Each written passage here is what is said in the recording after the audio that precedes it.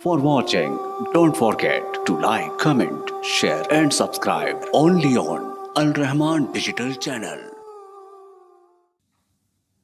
کیا ڈاکٹر خود بیمار نہیں ہوتے؟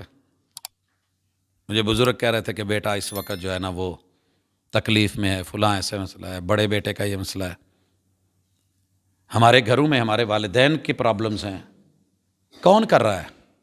صحتیں کون دے رہا ہے؟ بیماریوں میں مبتلا کون کرتا ہے؟ وَإِذَا مَرِضْتُ فَهُوَ يَشْفِينِ، عقیدہ رکھ کے اللہ ہے، اللہ تیرا کمی بیشیوں سے پاک ہے۔ ہمارے بجٹ امبیلنس ہوتے ہیں، ہم ٹائر میں ہوا بھرواتے ہیں، کبھی زیادہ بھر گئی پٹاخہ مار گیا، کبھی تھوڑی رہ گئی ویسے رگڑا گیا۔ ہمارے ہاں اونچ نیچ ہے، وہ جی بی پی یک لخت ہائی ہو جاتا ہے، پتہ ہی نہیں چلتا کب لو ہو جاتا ہے۔ شوگر جناب اتنی اوپر چلی گئی، اتنی نیچے آ گئی۔ تیرا رب درجہ حرارت کو ہے جو رکھتا ہے 98 پہ، جب نیچے کر دے تو اوپر کوئی نہیں، اوپر کر دے تو نیچے کوئی نہیں۔ پاک ہے تیرا رب ان چیزوں سے، لیکن طاقتور بڑا ہے۔ اللہ کی شریعت پاکیزہ ہے، شریعت تیرے میرے فیصلوں میں بڑا کچھ ہوگا۔ مثلا ایک فیصلہ لیجئے، اللہ نے مرد کے لیے 4 بیویاں رکھی ہیں، بیک وقت اجازت رکھی ہے، موت فوت کے ساتھ طلاق کے ساتھ جتنی بھی ہو جائیں اس پہ پابندی نہیں ہے۔ عورت کے لیے اس کے الٹ مسئلہ ہے، اس کے لیے بیک وقت ایک مرد، لیکن اگر طلاق ہو جاتی ہے، مرد فوت ہو جاتا ہے، پھر وہ مرد کی طرح ہے، جتنی مرضی جہاں جیسے ممکن ہو شادی کر لے۔ لیکن ایک پاکیزہ کیا معاملہ ہے نکاح اور طلاق میں کہ دوسرے کسی مرد کی شیئرنگ نہیں ہو۔ شیئرنگ کیوں؟ یہ نسب کا مسئلہ ہے، ڈی این اے کا مسئلہ ہے۔ معاملہ غلط ملت ہو جائے، نسل خراب ہوگی، تمہارا کیا جائے گا؟ تو اللہ تمہاری نسل پاکیزہ دیکھنا چاہتے ہیں کہ تم جاؤ، تیری جبیں پر نشان پڑا تو کیا پڑا، کوئی ایسا سجدہ کر کے زمین پر نشان پڑے، یہ سبحان اللہ کہتے تو چلا گیا ہے، لیکن پیچھے نسل پاک دے کے جا، طہارت میں آ۔ دنیا کہہ رہی تھی کہ آج طلاق دو، اگلے دن نکاح کر لو، اللہ نے کہا رکو،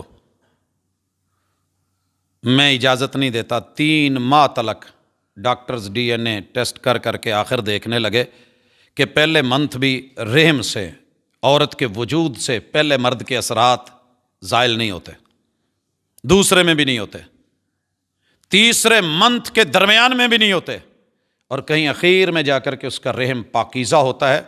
پاکیزہ تجھے ملی تھی، اس کو آگے بھی کسی کو دینا ہے، کنورٹ کرنا ہے رشتے کو، تو اس کو بھی پوری کی پوری پاک، صاف ستھری، نیٹ اینڈ کلین جو ہے وہ ملے۔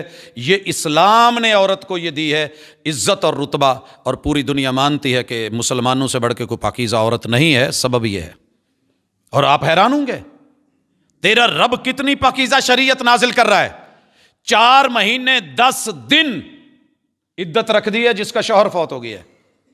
دنیا کہتی ہے ایک دا بندہ مر گیا، اتو انہوں کوئی آؤٹنگ تے نہیں، انہوں بند کر کے رکھتا ہے، اس کو پابند کر دیا، یار جانا چاہیے تھا، اس کو تھوڑا نکلنا چاہیے تھا، یہ لوگوں میں بیٹھے یہ مسئلے ہوتے، اس کا ذہن کھلتا، یہ کیا شریعت ہے؟ سائنس پھر لے کے بیٹھ گئی کہ وہاں 3 مہینے میں، یہاں 4 ماہ، چلے 1 مہینہ اوپر کر لیتے، 5-10 دن کر لیتے، یہ 4 ماہ 10 دن کیوں؟